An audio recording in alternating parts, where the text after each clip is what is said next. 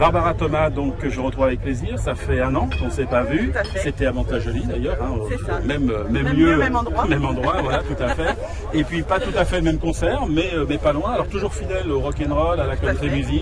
Oui, toujours les mêmes influences, blues country et un petit peu plus blues maintenant.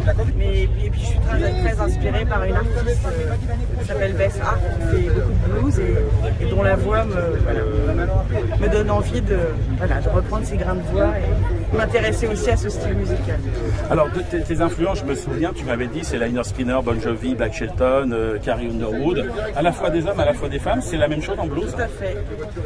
Alors cet artiste-là surtout, et puis après il y a d'autres artistes de blues comme on reprend d'ailleurs un morceau de Chris Stapleton, qui est un artiste de blues. Les deux, pour le coup il a les deux couleurs, mais il a des influences très blues, donc il est sur la nouvelle scène de Nashville, donc encore une inspiration. Alors Nashville, justement, parlons-en. Tu es retourné à Nashville depuis... Pas encore. Ah ouais, j'aimerais. Surtout que j'ai une de mes meilleures amies qui y habite, donc je devrais pouvoir y aller, mais c'est le temps qui... Il y a un album qui existe, hein, et c'est Guess, on en dit quelque chose. C'est un mélange de country, de new country et de composition. C'est ça. Donc surtout de composition, et puis avec effectivement la mélange new country, c'est-à-dire ce qui se fait là-bas à Nashville. Et puis j'ai toujours une passion pour ces courants-là, parce que ça représente pour moi les États-Unis tels qu'on les connaît, pas forcément comme on les connaît ici. Donc c'est toujours un moyen de défendre vraiment la réalité et la vérité. Alors donc cet album a un certain temps maintenant, donc il y a je suppose des choses en écriture et à venir peut-être. Tout à fait. Alors pour l'instant j'ai pas encore réuni les partenaires pour faire un deuxième album. Donc notre idée c'est effectivement de faire un EP de 6 titres pour défendre ce qu'on fait aujourd'hui et montrer en live ce qu'on fait aussi, que les gens aient une plus grande perception de ce qu'on fait. Voilà. Donc toujours à la fois une partie reprise et une partie compo. Tout à fait. D'accord, c'est toi qui composes, c'est toi qui écris. C'est des artistes américains toujours, des auteurs-compositeurs américains.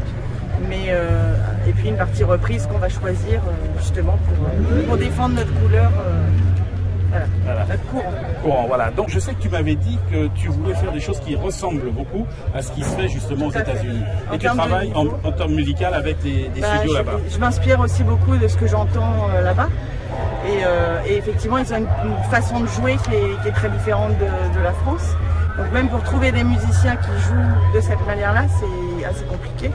C'est pour ça que dans ma première démarche, j'avais fait appel à des musiciens américains, parce que je voulais vraiment donner à mon album la couleur de leur jeu à eux. Et donc justement, ce jeu à eux, tu avais trouvé une équipe de musiciens ici, donc tu étais très contente. Oui, c'est toujours la même équipe. Oui. C'est toujours la même équipe, parce que justement, on ne change pas une équipe qui gagne. Donc effectivement, et puis c'est une fidélité aussi. C'est très important au niveau de la cohésion de groupe aussi.